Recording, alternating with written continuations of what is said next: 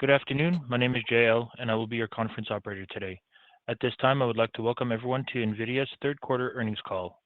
All lines have been placed on mute to prevent any background noise. After the speaker's remarks, there will be a question and answer session. If you would like to ask a question during this time, simply press star followed by the number one on your telephone keypad. If you would like to withdraw your question, again, press the star one. Thank you. Simona Jankowski, you may now begin your conference. Thank you. Good afternoon, everyone, and welcome to NVIDIA's conference call for the third quarter of fiscal 2024. With me today from NVIDIA are Jensen Huang, President and Chief Executive Officer, and Colette Kress, Executive Vice President and Chief Financial Officer. I'd like to remind you that our call is being webcast live on NVIDIA's Investor Relations website. The webcast will be available for replay until the conference call to discuss our financial results for the fourth quarter and fiscal 2024. The content of today's call is NVIDIA's property. It can be reproduced or transcribed without our prior written consent. During this call, we may make forward-looking statements based on current expectations. These are subject to a number of significant risks and uncertainties, and our actual results may differ materially. For a discussion of factors that could affect our future financial results and business, please refer to the disclosure in today's earnings release, our most recent Forms 10-K and 10-Q, and the reports that we may file on Form 8-K with the Securities and Exchange Commission. All statements are made as of today, November 21st, 2023, based on information currently available to us. Except as required by law, we assume no obligation to update any statements. During this call, we will discuss non-GAAP financial measures. You can find a reconciliation of these non-GAAP financial measures to GAAP financial measures in our CFO commentary, which is posted on our website. With that, let me turn the call over to Colette. Thanks, Simona. Q3 was another record quarter. Revenue of $18.1 billion was up 34% sequentially and up more than 200% year-on-year, and well above our outlook of $16 billion. Starting with data center. The continued ramp of the NVIDIA HGX platform based on our Hopper Tensor Core GPU architecture, along with InfiniBand end-to-end networking, drove record revenue of $14.5 billion, up 41% sequentially and up 279% year-on-year. NVIDIA HGX with InfiniBand together are essentially the reference architecture for AI supercomputers and data center infrastructures. Some of the most exciting generative AI applications are built and run on NVIDIA, including Adobe Firefly, ChatGPT, Microsoft 365 Copilot, CoAssist, Now Assist with ServiceNow, and Zoom AI Companion. Our data center compute revenue quadrupled from last year, and networking revenue nearly tripled. Investment in infrastructure for training and inferencing large language models, deep learning recommender systems, and generative AI applications is fueling strong, broad-based demand for NVIDIA accelerated computing. Inferencing is now a major workload for NVIDIA AI computing. Consumer internet companies and enterprises drove exceptional sequential growth in Q3, comprising approximately half of our data center revenue and outpacing total growth. Companies like Meta are in full production with deep learning recommender systems and also investing in generative AI to help advertisers optimize images and text. Most major consumer internet companies are racing to ramp up generative AI deployment. The enterprise wave of AI adoption is now beginning. Enterprise software companies such as Adobe, Databricks, Snowflake, and ServiceNow are adding AI copilots and assistants to their platforms. And broader enterprises are developing custom AI for vertical industry applications such as Tesla and autonomous driving. Cloud service providers drove roughly the other half of our data center revenue in the quarter. Demand was strong from all hyperscale CSPs, as well as from a broadening set of GPU specialized CSPs globally that are rapidly growing to address the new market opportunities in AI. Nvidia H100 Tensor Core GPU instances are now generally available in virtually every cloud, with instances in high demand. We have significantly increased supply every quarter this year to meet strong demand and expect to continue to do so next year. We will also have a broader and faster product launch cadence to meet a growing and diverse set of AI opportunities.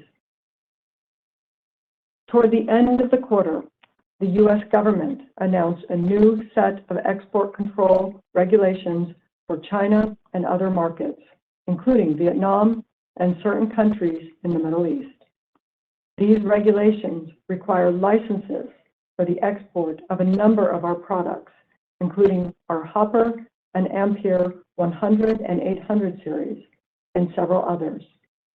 Our sales to China and other affected destinations derived from products that are now subject to licensing requirements have consistently contributed approximately 20 to 25% of data center revenue over the past few quarters. We expect that our sales to these destinations will decline significantly in the fourth quarter, though we believe they'll be more than offset by strong growth in other regions. The U.S. government designed the regulations to allow the U.S. industry to provide data center compute products to markets worldwide, including China. Continuing to compete worldwide, as the regulations encourage, promotes U.S. technology leadership, spurs economic growth, and supports U.S. jobs. For the highest performance levels, the government requires licenses. For lower performance levels, the government requires a streamlined prior notification process. And for products even lower performance levels, the government does not require any notice at all. Following the government's clear guidelines, we are working to expand our data center product portfolio to offer compliant solutions for each regulatory category, including products for which the U.S. government does not wish to have advance notice before each shipment. We are working with some customers in China and the Middle East to pursue licenses from the U.S. government. It is too early to know whether these will be granted for any significant amount of revenue. Many countries are awakening to the need to invest in sovereign AI infrastructure to support economic growth and industrial innovation. With investments in domestic compute capacity, nations can use their own data to train LLMs and support their local generative AI ecosystems. For example, we are working with India's government and largest tech companies, including Infosys, Reliance, and Tata, to boost their sovereign AI infrastructure. And French private cloud provider Scaleway is building a regional AI cloud based on Nvidia H100s, InfiniBand, and Nvidia AI enterprise software to fuel advancement across France and Europe. National investment in compute capacity is a new economic imperative, and serving the sovereign AI infrastructure market represents a multi-billion-dollar opportunity over the next few years. From a product perspective, the vast majority of revenue in Q3 was driven by the Nvidia HGX platform based on our Hopper GPU architecture, with lower contribution from the prior generation Ampere GPU architecture. The new L40S GPU, built for industry standard servers, began to ship, supporting training and inference workloads across a variety of customers. This was also the first revenue quarter of our GH200 Grace Hopper Superchip, which combines our ARM-based Grace CPU with a Hopper GPU. Grace and Grace Hopper are ramping into a new multi-billion-dollar product line. Grace Hopper instances are now available at GPU specialized cloud providers and coming soon to Oracle Cloud. Grace Hopper is also getting significant traction with supercomputing customers. Initial system shipments to Los Alamos National Lab and the Swiss National Supercomputing Center took place in the third quarter. The UK government announced it will build one of the world's fastest AI supercomputers, called eSambard AI, with almost 5,500 Grace Hopper superchips. German Supercomputing Center, Jülich, also announced that it will build its next-generation AI supercomputer with close to 24,000 Grace Hopper superchips and Quantum 2 InfiniBand, making it the world's most powerful AI supercomputer with over 90 exaflops of AI performance. All in, we estimate that the combined AI compute capacity of all the supercomputers built on Grace Hopper across the US, Europe, and Japan next year will exceed 200 exaflops, with more wins to come. Inference is contributing significantly to our data center demand as AI is now in full production for deep learning, recommenders, chatbots, copilots, and text-to-image generation. And this is just the beginning. Nvidia AI offers the best inference performance and versatility, and thus the lower power and cost of ownership. We are also driving a fast cost reduction curve. With the release of Nvidia TensorRT LLM, we now achieve more than 2x the inference performance or half the cost of inferencing LLMs on Nvidia GPUs. We also announced the latest member of the Hopper family, the H200, which will be the first GPU to offer HBM3E, faster, larger memory to further accelerate generative AI and LLMs. It boosts inference speed up to another 2x compared to H100 GPUs for running LLMs like Llama 2. Combined TensorRT LLM and H200 increased performance or reduced cost by 4x in just 1 year, without customers changing their stack. This is a benefit of CUDA and our architecture compatibility. Compared to the A100, H200 delivers an 18x performance increase for inferencing models like GPT-3, allowing customers to move to larger models and with no increase in latency. Amazon Web Services, Google Cloud, Microsoft Azure, and Oracle Cloud will be among the first CSPs to offer H200-based instances starting next year. At last week's in Microsoft Ignite, we deepened and expanded our collaboration with Microsoft across the entire stack. We introduced an AI Foundry service for the development and tuning of custom generative AI enterprise applications running on Azure. Customers can bring their domain knowledge and proprietary data, and we help them build their AI models using our AI expertise and software stack in our DGX Cloud, all with enterprise-grade security and support. SAP and Amdocs are the first customers of the NVIDIA AI Foundry service on Microsoft Azure. In addition, Microsoft will launch new confidential computing instances based on the H100. The H100 remains the top-performing and most versatile platform for AI training, and by a wide margin, as shown in the latest MLPerf industry benchmark results. Our training cluster included more than 10,000 H100 GPUs, or 3x more than in June, reflecting very efficient scaling. Efficient scaling is a key requirement in generative AI because LLMs are growing by an order of magnitude every year.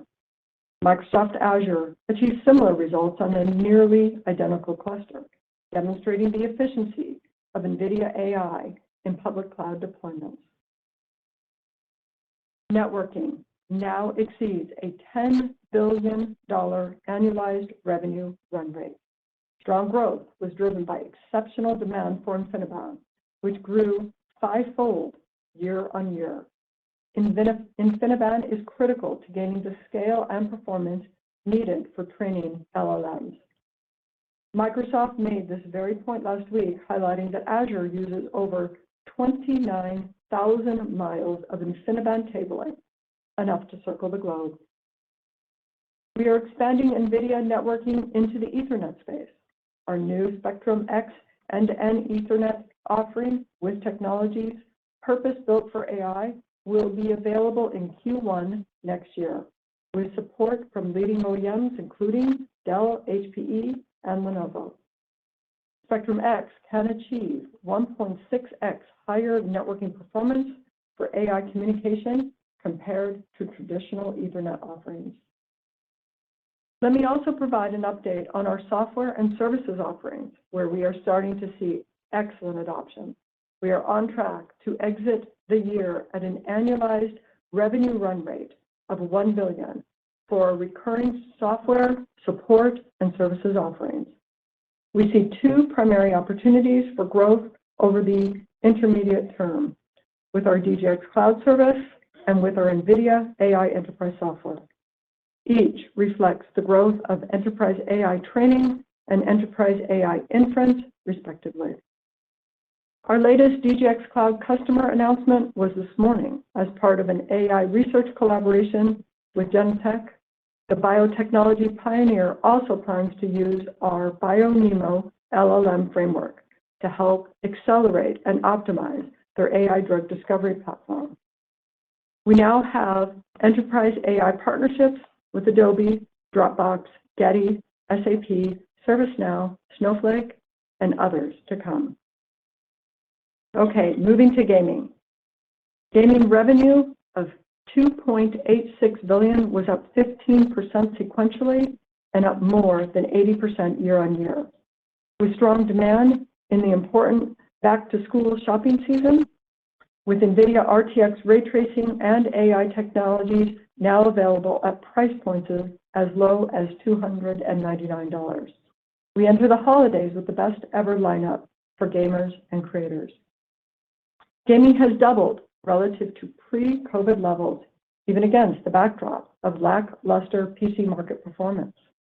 This reflects the significant value we've brought to the gaming ecosystem with innovations like RTX and DLSS. The number of games and applications supporting these technologies has exploded in that period, driving upgrades and attracting new buyers. The RTX ecosystem continues to grow. There are now over 475 RTX-enabled games and applications. Generative AI is quickly emerging as the new killer app for high-performance PCs. NVIDIA RTX GPUs define the most performant AI PCs and workstations. We just released TensorRT LLM for Windows, which speeds on-device LLM inference up by 4x. With an installed base of over 100 million, NVIDIA RTX is the natural platform for AI application developers. Finally, our GeForce Now cloud gaming service continues to build momentum. Its library of PC games surpassed 1,700 titles, including the launches of Alan Wake 2, Baldur's Gate 3, Cyberpunk 2077, Phantom Liberty, and Starfield. Moving to ProViz. Revenue of $416 million was up 10% sequentially and up 108% year on year. NVIDIA RTX is the workstation platform of choice for professional design, engineering, and simulation use cases, and AI is emerging as a powerful demand driver. Early applications include inference for AI imaging in healthcare and edge AI in smart spaces and the public sector. We launched a new line of desktop workstations based on NVIDIA RTX Ada Lovelace generation GPUs and ConnectX Smart NICs, offering up to 2x the AI processing, ray tracing, and graphics performance of the previous generations. These powerful new workstations are optimized for AI workloads, such as fine-tuning AI models, training smaller models, and running inference locally. We continue to make progress on Omniverse, our software platform for designing, building, and operating 3D virtual worlds. Mercedes-Benz is using Omniverse-powered digital twins to plan, design, build, and operate its manufacturing and assembly facilities, helping it increase efficiency and reduce defects. Foxconn is also incorporating Omniverse into its manufacturing process, including end-to-end simulation for the entire robotics and automation pipeline, saving time and cost. We announced 2 new Omniverse Cloud services for automotive digitalization available on Microsoft Azure, a virtual factory simulation engine and autonomous vehicle simulation engine. Moving to automotive. Revenue was $261 million, up 3% sequentially and up 4% year-on-year, primarily driven by continued growth in self-driving platforms based on Nvidia Drive Orin SoC and the ramp of AI cockpit solutions with global OEM customers. We extended our automotive partnership with Foxconn to include Nvidia Drive Thor, our next-generation automotive SoC. Foxconn has become the ODM for EVs. Our partnership provides Foxconn with a standard AV sensor and computing platform for their customers to easily build a state-of-the-art, safe and secure software-defined car. Now we're going to move to the rest of the P&L. GAAP gross margin expanded to 74% and non-GAAP gross margin to 75%, driven by higher data center sales and lower net inventory reserves, including a 1 percentage point benefit from the release of previously reserved inventory related to the Ampere GPU architecture products. Sequentially, GAAP operating expenses were up 12% and non-GAAP operating expenses were up 10%, primarily reflecting increased compensation and benefits. Let me turn to the fourth quarter of fiscal 2024. Total revenue is expected to be $20 billion, plus or minus 2%. We expect strong sequential growth to be driven by data center, with continued strong demand for both compute and networking. Gaming will likely decline sequentially as it is now more aligned with notebook seasonality. GAAP and non-GAAP gross margins are expected to be 74.5 and 75.5 respectively, plus or minus 50 basis points. GAAP and non-GAAP operating expenses are expected to be approximately $3.17 billion and $2.2 billion respectively. GAAP and non-GAAP other income and expenses are expected to be an income of approximately $200 million, excluding gains and losses from non-affiliated investments.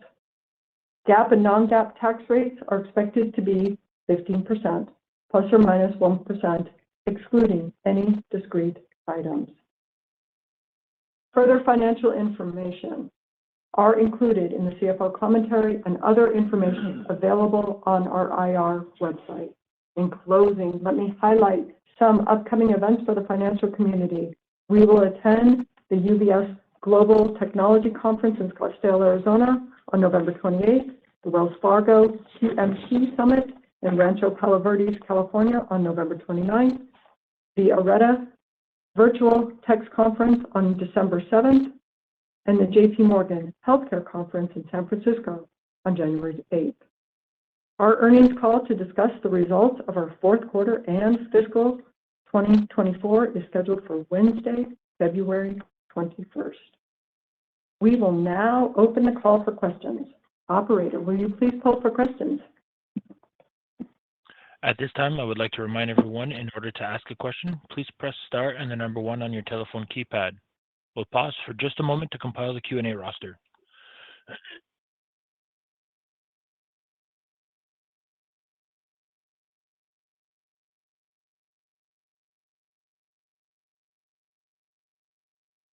As a reminder, please limit yourself to one question.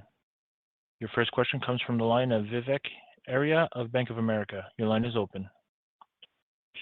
Thanks for taking my question. Just Colette wanted to clarify what China contributions are you expecting in Q4? And then, Jensen, the main question is for you. Where do you think we are in the adoption curve in terms of your shipments into the generative AI market? Because when I just look at the trajectory of your data center growth, it will be close to nearly 30% of all the spending in data center next year. So what metrics are you keeping an eye on to inform you that you can continue to grow? Just where are we in the adoption curve of your products into the generative AI market? Thank you.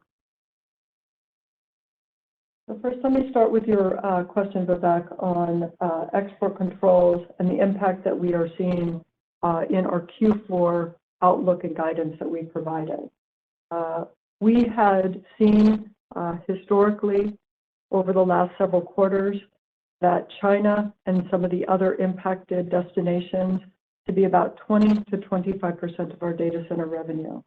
We are expecting in our guidance for that to decrease substantially as we move into Q4. The export controls will have a negative effect on our China business, and we do not have good visibility into the magnitude of that impact even over the long term. We are, though, working to expand our data center product portfolio to possibly offer new regulation-compliant solutions that do not require a license. These products, they may become available in the next coming months. However, we don't expect their contribution to be material or meaningful as a percentage of the revenue in Q4. Generative AI is the largest TAM expansion of software and hardware that we've seen in several decades. At the core of it, what's really exciting is that what was largely a retrieval-based computing approach, almost everything that you do is retrieved off of storage somewhere, has been augmented now, added with a generative method, and it's changed almost everything. You could see that text to text, text to image, text to video, text to 3D, text to protein, text to chemicals. These were things that were processed and typed in by humans in the past, and these are now generative approaches. The way that we access data is changed. It used to be based on explicit queries. It is now based on natural language queries, intention queries, semantic queries. And so we're excited about the work that we're doing with SAP and Dropbox and many others that you're going to hear about. And one of the areas that is really impactful is the software industry, which is about $1 trillion or so, has been building tools that are manually used over the last couple of decades. And now there's a whole new segment of software called copilots and assistants. Instead of manually used, these tools will have copilots to help you use it. And so instead of licensing software, we will continue to do that, of course, but we will also hire copilots and assistants to help us use the software. We'll connect all of these copilots and assistants into teams of AIs, which is going to be the modern version of software, modern version of enterprise business software. And so the transformation of software and the way that software is done is driving the hardware underneath. And you could see that it's transforming hardware in two ways. One is something that's largely independent of generative AI. There's two trends. One is related to accelerated computing. General purpose computing is too wasteful of energy and cost. And now that we have much better approaches called accelerated computing, you could save an order of magnitude of energy, you could save an order of magnitude of time, or you could save an order of magnitude of cost by using acceleration. And so accelerated computing is transitioning, if you will, general purpose computing into this new approach. And that's been augmented by a new class of data centers. This is the traditional data centers that you were just talking about, where we represent about a third of that. But there's a new class of data centers, and this new class of data centers, unlike the data centers of the past, where you have a lot of applications running used by a great many people that are different tenants that are using the same infrastructure, and that data center stores a lot of files. These new data centers are very few applications, if not one application, used by basically one tenant. And it processes data, it trains models, and it generates tokens, it generates AI. And we call these new data centers AI factories. We're seeing AI factories being built out everywhere, in just about every country. And so if you look at the way where we are in the expansion, the transition into this new computing approach, the first wave you saw with large language model startups, generative AI startups, and consumer internet companies. And we're in the process of ramping that. Meanwhile, while that's being ramped, you see that we're starting to partner with enterprise software companies who would like to build chatbots and copilots and assistants to augment the tools that they have on their platforms. You're seeing GPU specialized CSPs cropping up all over the world, and they're dedicated to doing really one thing, which is processing AI. You're seeing sovereign AI infrastructures, countries that now recognize that they have to utilize their own data, keep their own culture, process that data, and develop their own AI. You see that in India, about a year ago in Sweden. You're seeing it in Japan. Last week, a big announcement in France. But the number of sovereign AI clouds that are being built is really quite significant. And my guess is that almost every major region will have, and surely every major country will have their own AI clouds. And so I think you're seeing just new developments as the generative AI wave propagates through every industry, every company, every region, and so we're at the beginning of this inflection, this computing transition. Your next question comes from the line of Aaron Rakers of Wells Fargo. Your line is open. Yeah, thanks for taking the question. I wanted to ask about kind of the networking side of the business. You know, given the growth rates that you've now cited, I think it's 155% year over year and strong growth sequentially. It looks like that business is like almost approaching a $2.5 to $3 billion quarterly level. I'm curious of how you see Ethernet evolving, and maybe how you would characterize your differentiation of Spectrum X relative to the traditional Ethernet stack as we start to think about that becoming part of the networking narrative above and maybe beyond just InfiniBand as we look into next year. Thank you. Yeah, thanks for the question. Our networking business is already at a $10 billion plus run rate, and it's going to get much larger. And as you mentioned, we added a new networking platform to our networking business recently.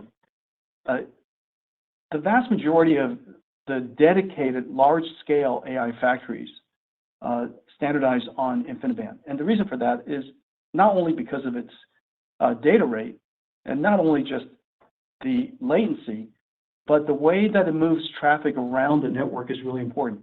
The way that you process AI and a multi-tenant hyperscale Ethernet environment, the traffic pattern is just radically different.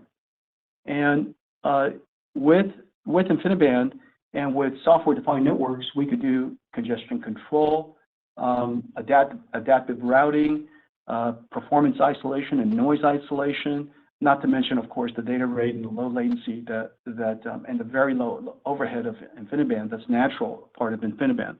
And so InfiniBand is not so much just a network, it's also a computing fabric. We put a lot of software-defined capabilities into the fabric, including computation. We'll do floating point calculations and computation right on the switch and right in the fabric itself. And so that's the reason why that difference in Ethernet versus InfiniBand, or InfiniBand versus Ethernet for AI factories is so dramatic. And the difference is profound. And the reason for that is because you just invested in a $2 billion infrastructure for AI factories. A 20, 25, 30% difference in overall effectiveness, especially as you scale up, is measured in hundreds of millions of dollars of value. And if you were renting that infrastructure over the course of 4 or 5 years, it really, really adds up. And so InfiniBand's value proposition is undeniable for AI factories. However, as we move AI into enterprise, this is enterprise computing, where we'd like to enable every company to be able to build their own custom AIs. We're building custom AIs in our company based on our proprietary data, our proprietary type of skills. For example, recently we spoke about one of the models that we're creating. It's called Chip Nemo. We're building many others. There'll be tens, hundreds of custom AI models that we create inside our company. And our company is, for all of our employee use, doesn't have to be as high performance as the AI factories we use to train the models. And so we would like the AI to be able to run in an Ethernet environment. And so what we've done is we invented this new platform that extends Ethernet, doesn't replace Ethernet, it's 100% compliant with Ethernet. And it's optimized for east-west traffic, which is where the computing fabric is. It adds to Ethernet with an end-to-end solution with Bluefield, as well as our Spectrum switch that allows us to perform some of the capabilities that we have in InfiniBand, not all, but some. And we achieve excellent results. And the way we go to market is we go to market with our large enterprise partners who already offer our computing solution. And so HP, Dell, and Lenovo has the Nvidia AI stack, the Nvidia AI enterprise software stack, and now they integrate with Bluefield, as well as bundle, take to market their Spectrum switch. And they'll be able to offer enterprise customers all over the world with their vast sales force and vast network of resellers, and in a fully integrated, if you will, fully optimized at least, end-to-end AI solution. And so that's basically it. Bringing AI to Ethernet for the world's enterprise. Thank you. Your next question comes from the line of Joe Moore of Morgan Stanley. Your line is open. Great, thank you. I wonder if you could talk a little bit more about Grace Hopper and how you see the ability to leverage kind of the microprocessor, how you see that as a TAM expander, and what applications do you see using Grace Hopper versus more traditional H100 applications? Yeah, thanks for the question. Grace Hopper is in production, in high volume production now. We're expecting next year, just with all of the design wins that we have in high performance computing and AI infrastructures, we are on a very, very fast ramp with our first data center CPU to a multi-billion-dollar product line. This is going to be a very large product line for us. The capability of Grace Hopper is really quite spectacular. It has the ability to create computing nodes that simultaneously has very fast memory as well as very large memory. In the areas of vector databases or semantic search, what is called RAG, retrieval augmented generation, so that you could have a generative AI model be able to refer to proprietary data or factual data before it generates a response. That data is quite large. And you could also have applications or generative models where the context length is very high. You basically stored an entire book into its system memory before you ask it questions. And so the context length can be quite large. This way, the generative models has the ability to still be able to naturally interact with you on one hand. On the other hand, be able to refer to factual data, proprietary data, or domain-specific data, your data, and be contextually relevant and reduce hallucination. And so that particular use case, for example, is really quite fantastic for Grace Hopper. It also serves the customers that really care to have a different CPU than x86. Maybe it's European supercomputing centers or European companies who would like to build up their own ARM ecosystem and like to build up a full stack, or CSPs that have decided that they would like to pivot to ARM because their own custom CPUs are based on ARM. There are a variety of different reasons that drives the success of Grace Hopper, but we're off to just an extraordinary start. This is a home run product. Your next question comes from the line of Tim Arcuri of UBS. Your line is open. Hi, thanks. I wanted to ask a little bit about the visibility that you have on revenue. I know there's a few moving parts. I guess on one hand, the purchase commitments went up a lot again, but on the other hand, the China bans would arguably pull in when you can fill the demand beyond China. So I know we're not even into 2024 yet, and it doesn't sound like, Jensen, you think that next year would be a peak in your data center revenue. But I just wanted to sort of explicitly ask you that. Do you think that data center can grow even into 2025? Thanks. Absolutely believe that data center can grow through 2025. And there are, of course, several reasons for that. We are expanding our supply quite significantly. We have already one of the broadest and largest and most capable supply chain in the world. Remember, people think that the GPU is a chip, but the HGX H100, the Hopper HGX, has 35,000 parts. It weighs 70 pounds. 8 of the chips are Hopper. The other 35,000 are not.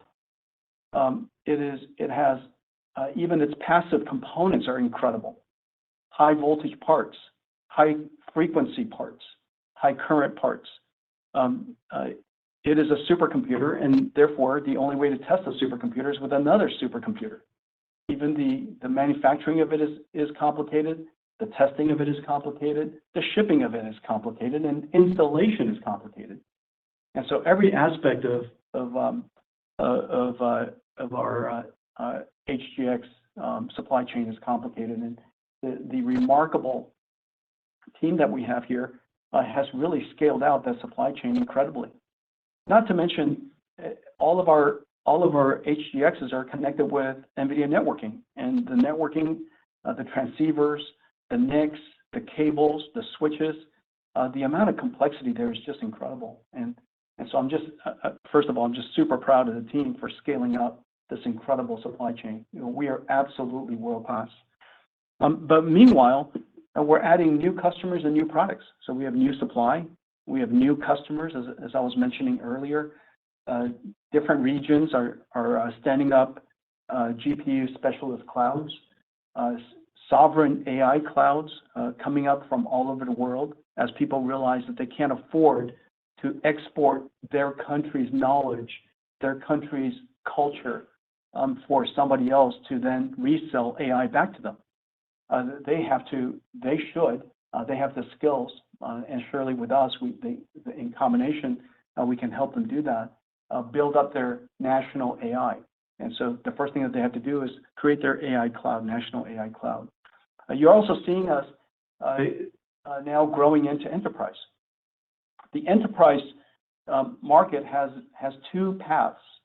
One path, or if I could say three paths. The first path, of course, is just off-the-shelf AI. And there are, of course, ChatGPT is a fabulous off-the-shelf AI. There'll be others. There's also proprietary AI, because these software companies like ServiceNow and SAP, and there are many, many others, can't afford to have their company's intelligence be outsourced to somebody else.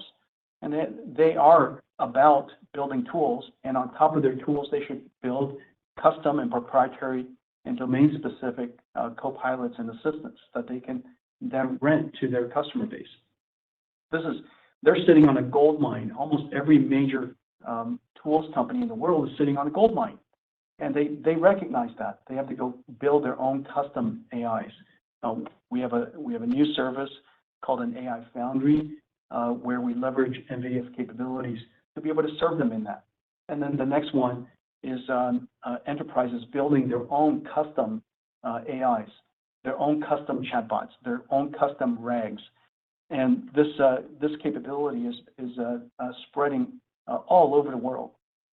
And the way that we're going to serve that marketplace is with the entire stacks of systems, which includes our compute, our networking, and our switches, running our software stack called NVIDIA AI Enterprise, taking it through our market partners, HP, Dell, and Lenovo, so on and so forth. And so we're seeing the waves of generative AI starting from the startups and CSPs, moving to consumer internet companies, moving to enterprise software platforms, moving to enterprise companies, and ultimately one of the areas that you guys have seen us spend a lot of energy on has to do with industrial generative AI. This is where NVIDIA AI and NVIDIA Omniverse comes together, and that is a really exciting work.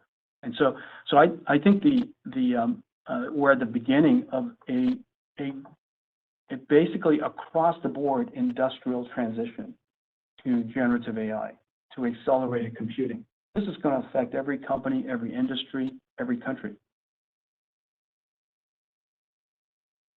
Your next question comes to the line of Toshiya Hari of Goldman Sachs. Your line is open. Hi, thank you. I wanted to clarify something with Colette real quick, and then I had a question for Jensen as well. Colette, you mentioned that you'll be introducing regulation-compliant products over the next, couple of months, yet the contribution to Q4 revenue should be relatively limited.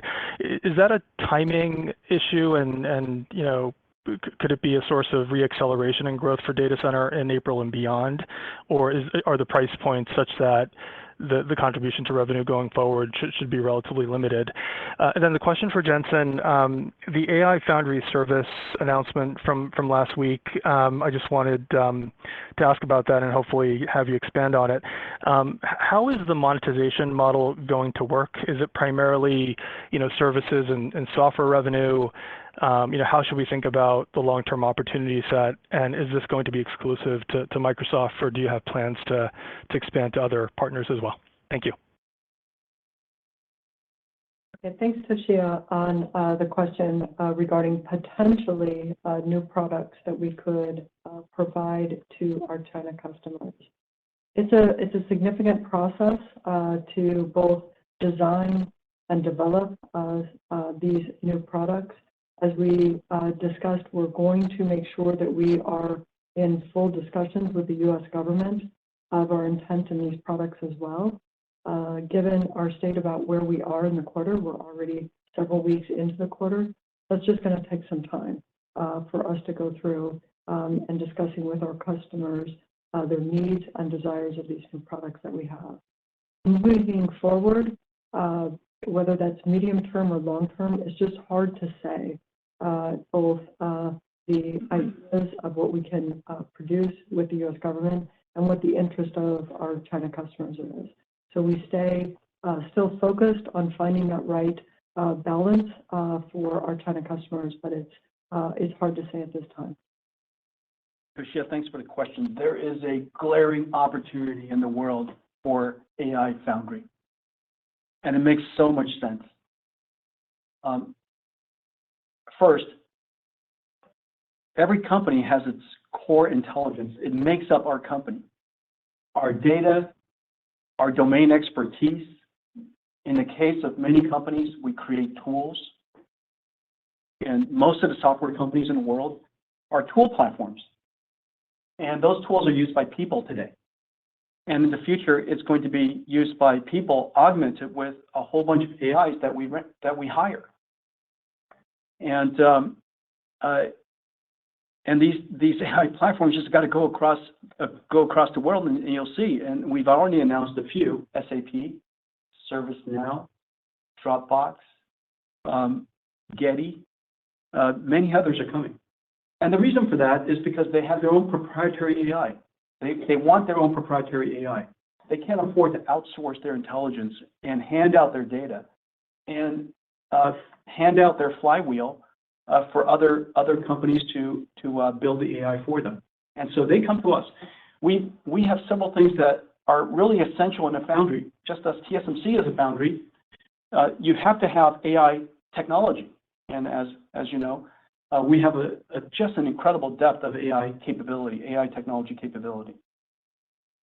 And then second, you have to have the best practice, known practice, the skills of processing data through the invention of AI models to create AIs that are guardrailed, fine-tuned, so on and so forth, that are safe, so on and so forth.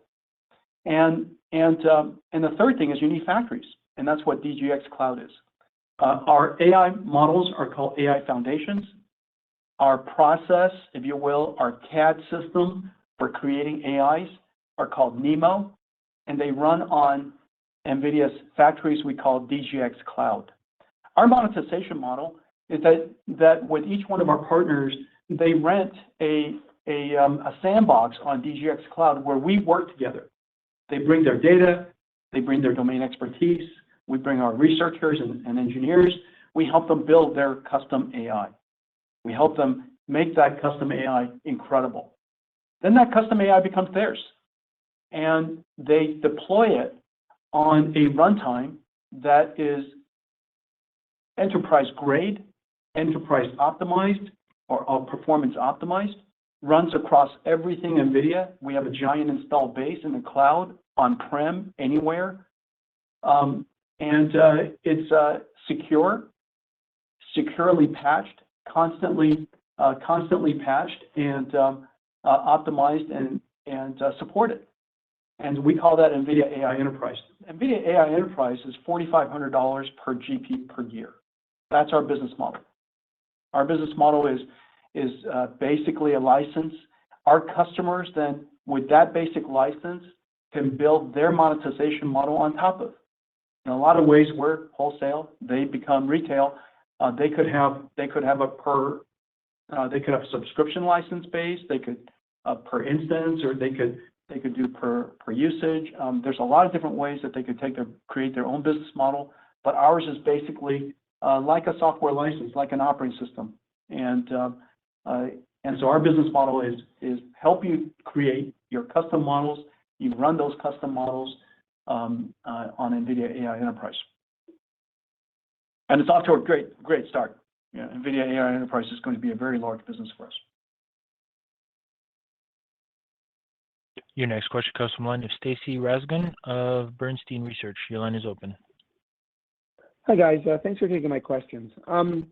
Colette, I wanted to know, if it weren't for the China restrictions, would the Q4 guide have been higher, or are you supply constrained in just reshipping stuff that would have gone to China elsewhere? And I guess along those lines, if you could give us a feeling for where your lead times are right now in data center, and does the China redirection such as this, is it lowering those lead times because you've got parts that are sort of immediately available to ship?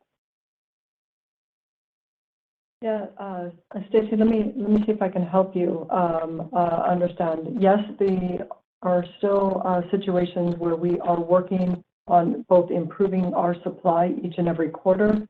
We've done a really solid job of ramping every quarter, which has defined our revenue. But with the absence of China for our outlook for Q4, sure, there could have been some things that we are not supply constrained that we could have sold to China, but we no longer can. So could our guidance have been a little higher in our Q4? Yes. We are still working on improving our supply and plan on continuing growing all throughout next year as well towards that.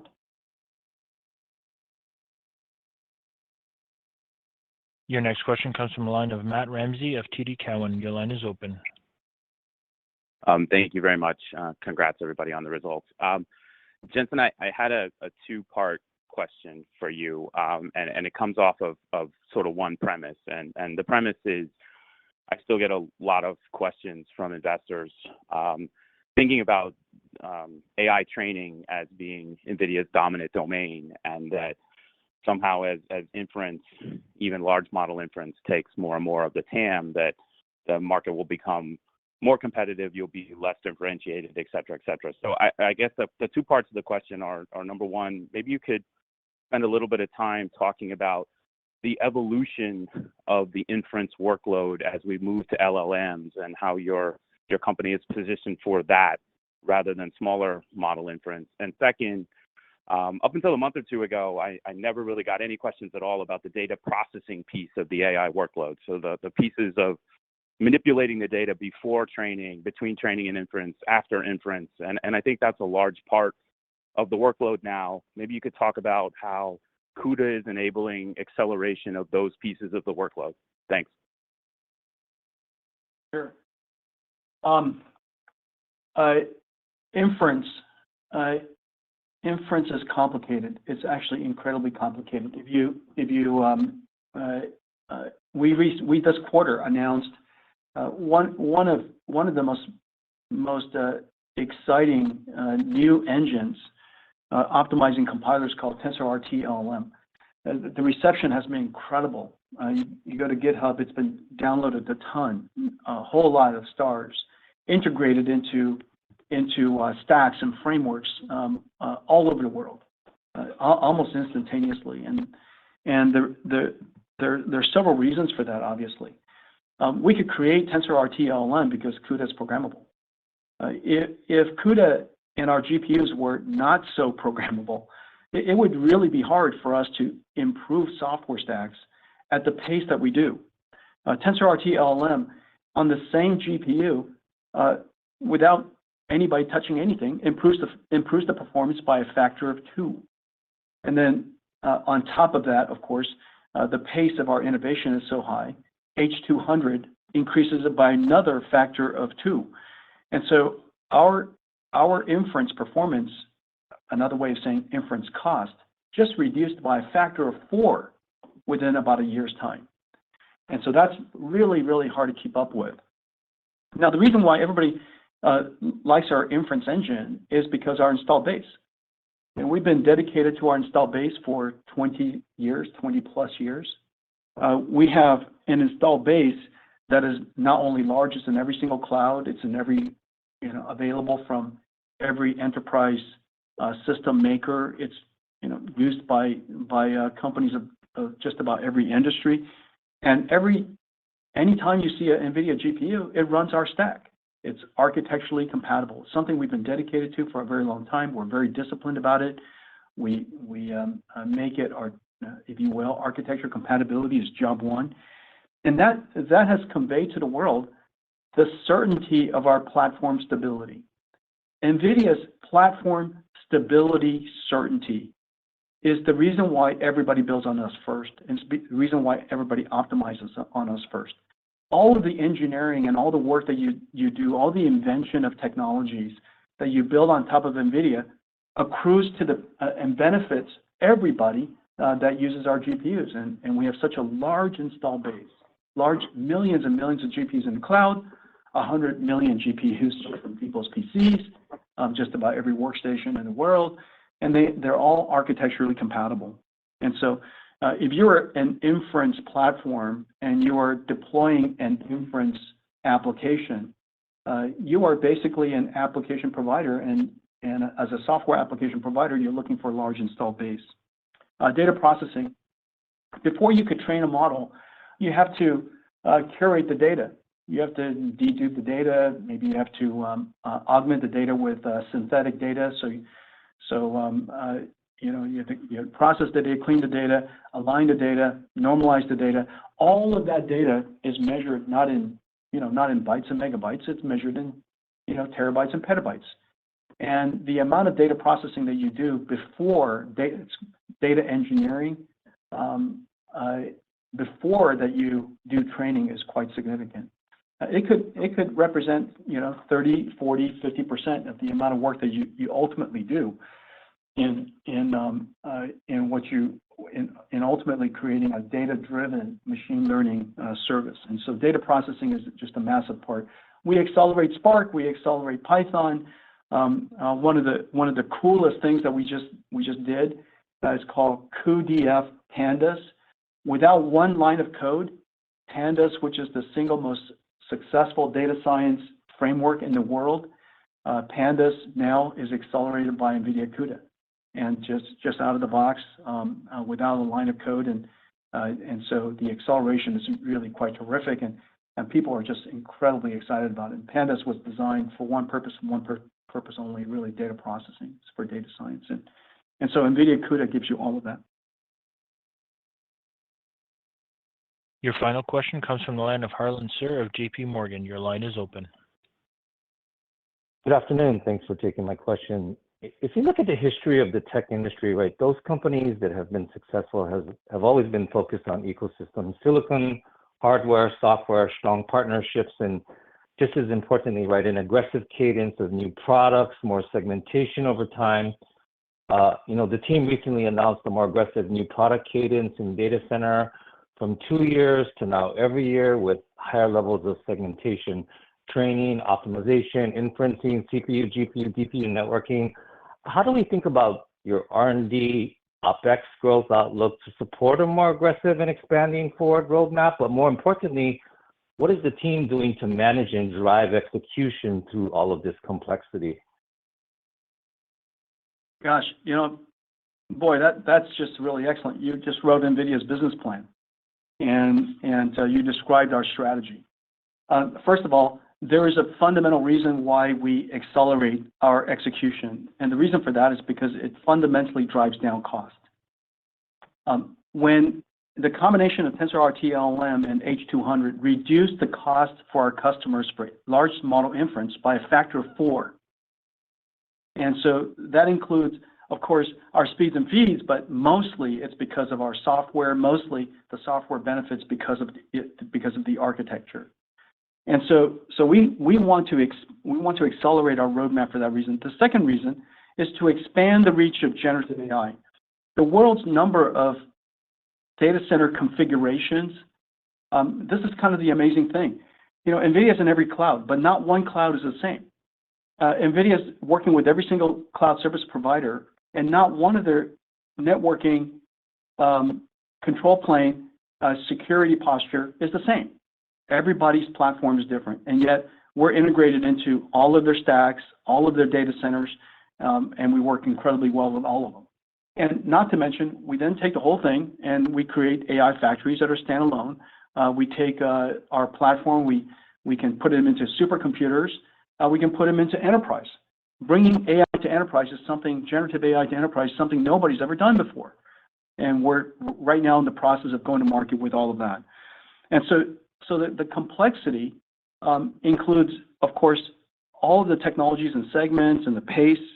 It includes the fact that we are architecturally compatible across every single one of those.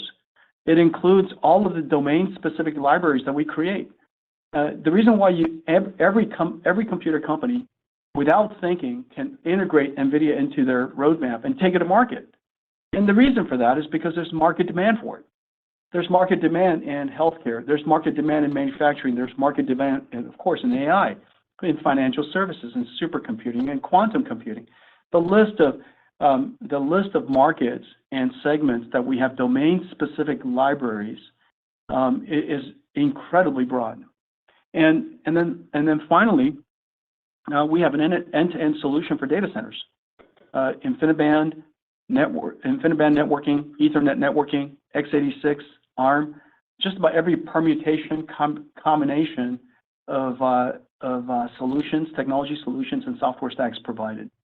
And that translates to having the largest number of ecosystem software developers, the largest ecosystem of system makers, the largest and broadest distribution partnership network, and ultimately the greatest reach. And that takes a lot of energy.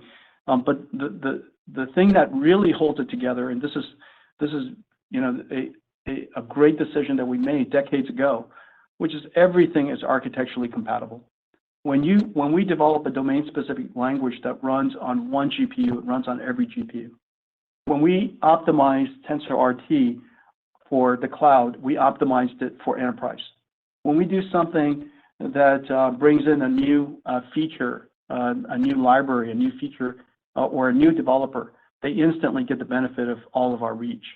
And so that discipline, that architecture-compatible discipline that has lasted, more than a couple of decades now, is one of the reasons why NVIDIA is still really, really efficient. I mean, we're 28,000 people large and serving just about every single company, every single industry, every single market around the world.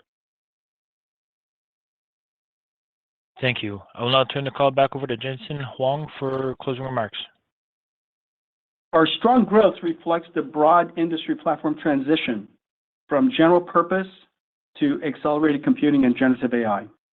Large language model startups, consumer internet companies, and global cloud service providers are the first movers. The next waves are starting to build. Nations and regional CSPs are building AI clouds to serve local demand. Enterprise software companies like Adobe and Dropbox, SAP, and ServiceNow are adding AI copilots and assistants to their platforms. And enterprises in the world's largest industries are creating custom AIs to automate and boost productivity. The generative AI era is in full steam and has created the need for a new type of data center, an AI factory, optimized for refining data and training and inference and generating AI. AI factory workloads are different and incremental to legacy data center workloads supporting IT tasks.